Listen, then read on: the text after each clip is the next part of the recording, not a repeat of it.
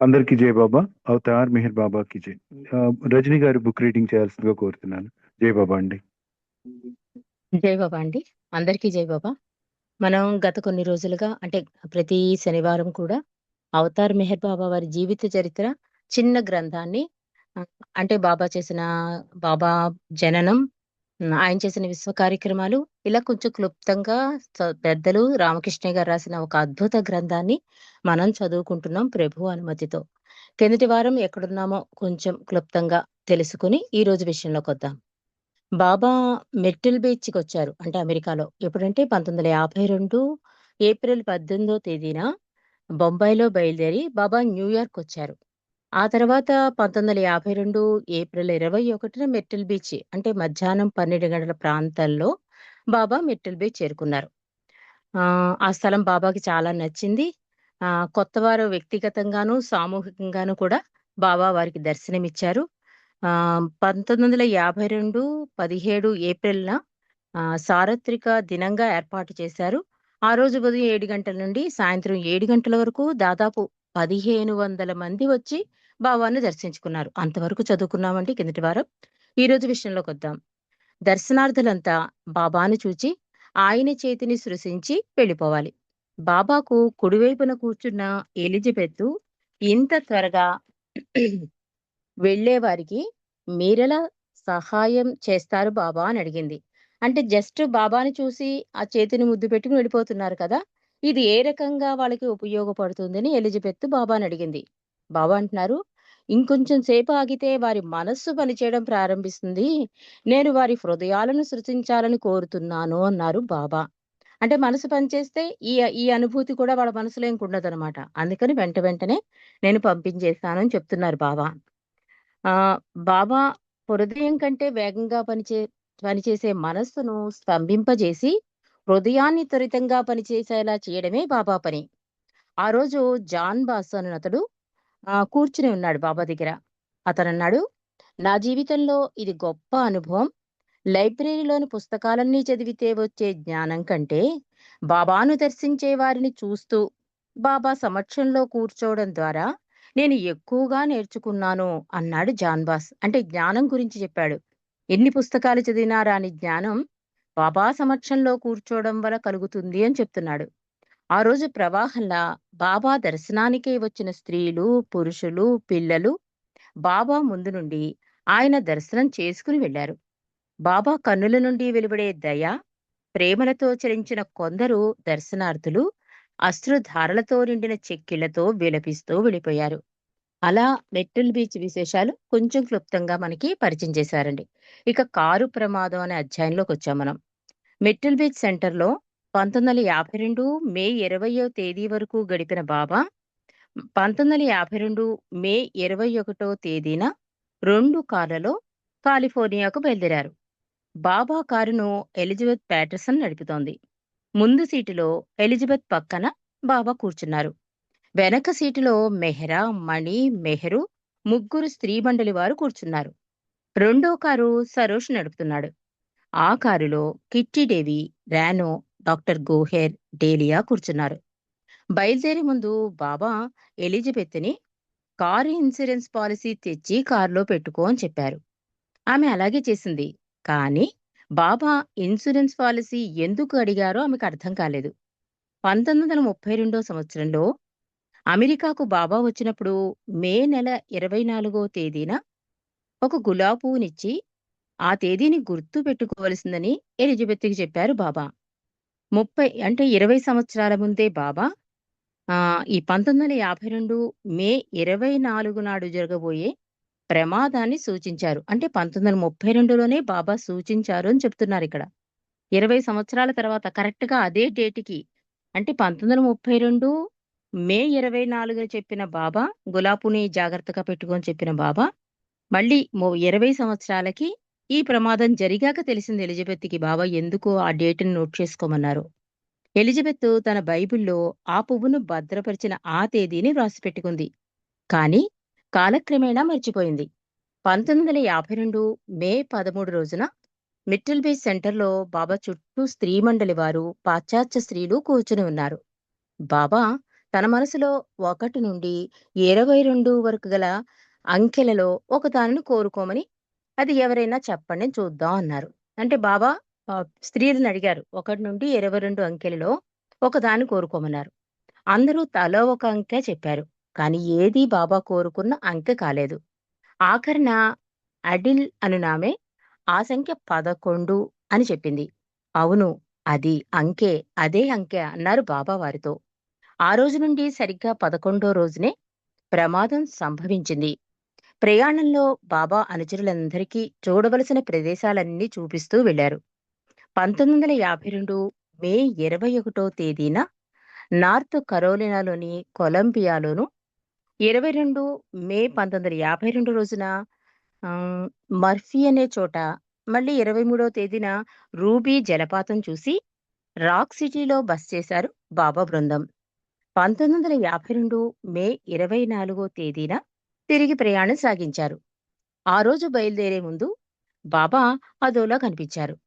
కొంచెం సేపు అంటే బయట నిశ్చలంగా, అంటే ముంగిట్లో నిశ్చలంగా నిలబడ్డారు కానీ, వెనకాలే రెండో కారులో వచ్చే సరోష బృందానికి ఒక్క క్షణం కూడా తన కారు నుండి దూరంగా వెనకాలే ఉండిపోకూడదని హెచ్చరించారు. బాబా కొంచెం డిస్టర్బెన్స్‌గా ఉన్నా కూడా ముందే హెచ్చరిక చేసేశారు సరోష్‌కి కారును ఫాలో అవ్వాలని. కారు బయలుదేరిన తర్వాత మార్గమధ్యలో 2 సార్లు కారు ఆపి రోడ్డు పక్కన పచార్లు చేశారు బాబా. కారు 64వ రహదారిలో వెడుతోంది. రాత్రి వర్షం కురిసిన కారణంగా రోడ్డు పూర్తిగా తడిసి ఉంది. కొండదారి, అందులో కొండదారి. రోడ్డు విశాలంగా లేదు. ఎదురుగా ఒక కారు రాకూడని పక్కన వస్తూ ఉంటే ఎలిజబెత్ తన కారు వేగాన్ని తగ్గించింది. అయినా ఎదురుగా వచ్చే కారు వేగంగా వచ్చి బాబా కారుని తాకింది. ఆ కారులో వచ్చే వ్యక్తి కొరియా యుద్ధంలో కాలు పోగొట్టుకున్న క్షతగాత్రుడు. ఆ కారు ఆయన కోసం ప్రత్యేకంగా తయారు చేయించుకుని ఆ రోజే మొదటిసారిగా నడుపుతున్నాడు అతను. ఆయనతో ఇంకా 2 కారులో ఉన్నారు. వారెవ్వరికీ గాయాలు తగలలేదు. బాబా కింద పడిపోయారు.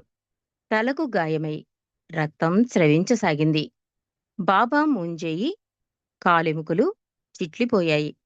మెహ్రా మరియు మెహ్రూ కూడా కారులో నుండి కింద పడ్డారు. వారికి కూడా చాలా గాయాలయ్యాయి. కారు నడుపుతున్న ఎలిజబెత్ చేతి ఎముకలు, ఛాతీలోని ఎముకలు చిట్లిపోయి గాయాలతో స్టీరింగ్ పైనే పడిపోయింది ఎలిజబెత్.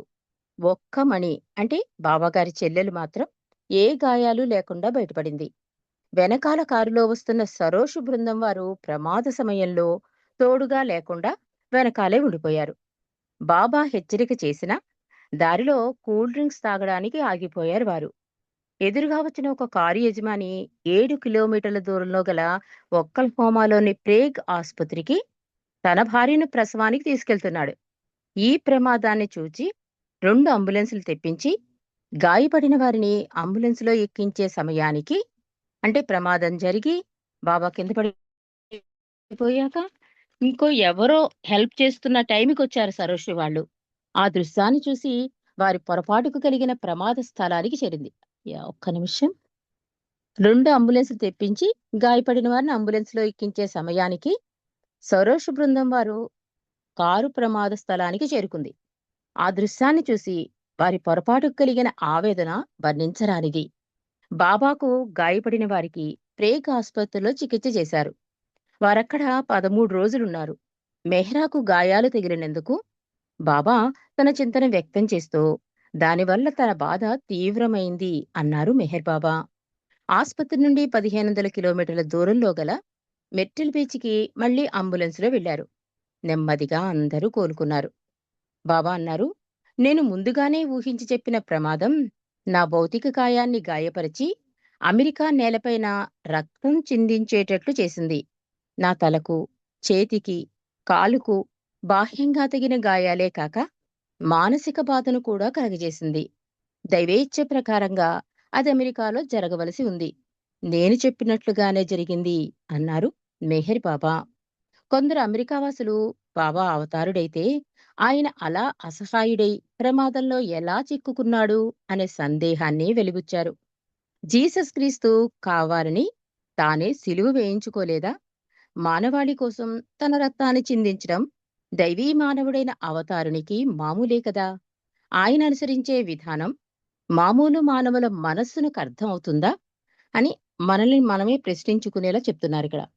బాబా అమెరికా నేలపై తన రక్తాన్ని చిందించడంలో ప్రాముఖ్యత కలదు. భారతదేశం తర్వాత బాబాను అనుసరించే వారిలో ఎక్కువ మంది అమెరికాలో ఉన్నారు. అమెరికాలో కేంద్రీకృతమైన శక్తిని ఉపయోగించి నవ మానవాళి ఆవిర్భవించడానికి మెహర్ బాబా చేసే పనిని తీసుకుని వచ్చే మార్పుకు అమెరికా ఖండాన్ని ఎంచుకున్నారు. అంటే ఆయన చేసే వర్క్‌కి అమెరికాని ఎంచుకున్నారు అని చెప్తున్నారు. ఆ సందర్భంగా బాబా ఈ సందేశం ఇచ్చారు. బాబా అన్నారు, ఇస్లాం మరియు దాని సూఫిజం, క్రైస్తవ మతం, దాని మిస్టిసిజం, ప్రాగ్దేశాలు వాటి వేదాంత తత్వం, బుద్ధిమత తత్వం, జొరాస్ట్రిజం, జైన తత్వం అన్నిటితో మెహర్ బాబాకు సమాన సంబంధం కలదు. అన్ని తత్వాలు ఒకే దివ్య సత్యాన్ని సూచించి ఆ గమ్యం వైపుకే అందరినీ నడిపిస్తాయి. మెహర్ బాబా దేనికి అంటకుండా అన్ని మార్గాలకు అతీతంగా ఉంటారు. మతవలంబకులందరికీ వారి వారి మతాలలోని అసలు సారాన్ని గుర్తించి అవి చెప్పబడిన అసలు ఉద్దేశాల ప్రకారం ఆచరించేలా మేల్కొలిపి నూతనోత్తేజాన్ని కలిగించడమే బాబా పని. ఆ మేరకే బాబా సూఫీయిజంను విశ్వవ్యాప్తంగా ఆమోదించబడినట్లు ఆ సంస్థకు అధిపతిగా ఉన్న ముర్షిదా ఐవిడ్యూసు కోరిక మేరకు వారి చార్టర్ నియమావళిని పునర్వ్యవస్థీకరించారు. అంటే పాతదాన్ని మరి రీఓరియంటెడ్ చేశారన్నమాట. ఈ ఐవిడ్యూసు అన్న ముర్షిదా ఉన్నారు కదా, వాళ్ళ సంస్థని. బాబా మిట్టిల్ బీచ్ నుండి 1952 జూలై 14న బయలుదేరి న్యూయార్క్‌కు వెళ్లి అక్కడ 2 వారాలున్నారు. న్యూయార్క్‌లో 1952 జూలై 18 నుండి 1952 జూలై 20 వరకు 3 రోజులు ఐవిడ్యూసు అపార్ట్‌మెంటులో బాబా దర్శన కార్యక్రమాలు జరిగాయి. ఎందరో బాబా దర్శనం చేసుకున్నారు. బాబా దర్శనం చేసుకుని ఆ గది నుండి బయటికి వచ్చే దర్శనార్థులలో అధిక సంఖ్యాకులు బాబా మృదు మధురమైన ప్రేమ స్పర్శతో కలిగిన ఆనందాతిశయంతో చెమ్మగిలిన అశ్రుపూరిత నయనాలతో కనిపించారు. కారు ప్రమాదంలో కలిగిన గాయాల నొప్పులన్నీ మటుమాయమైనట్లుగా సూచిస్తున్నట్లు బాబా ముఖంలో వెల్లివిరిసిన ఆనందం, ప్రకాశం గోచరించాయి. డాన్ స్టీవెన్స్ ఈ సందర్భంగానే బాబాను మొదటిసారిగా దర్శనం చేసుకున్నాడు. మెహర్ బాబా సౌజ్ఞలతో ముగ్ధుడై అంతరంగంలో బాబా దివ్యత్వం గురించిన గుర్తింపు కలిగి బాబా వద్దకు ఆకర్షింపబడ్డాడు.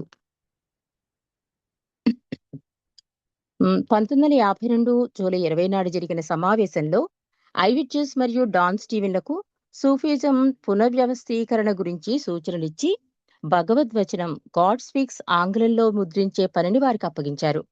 1952 జూలై 25వ తేదీన గ్యాబ్రియల్ పాస్కల్ అనే హాలీవుడ్ సినిమా ప్రపంచానికి సంబంధించిన వ్యక్తి కూడా బాబా దర్శనం చేసుకున్నాడు.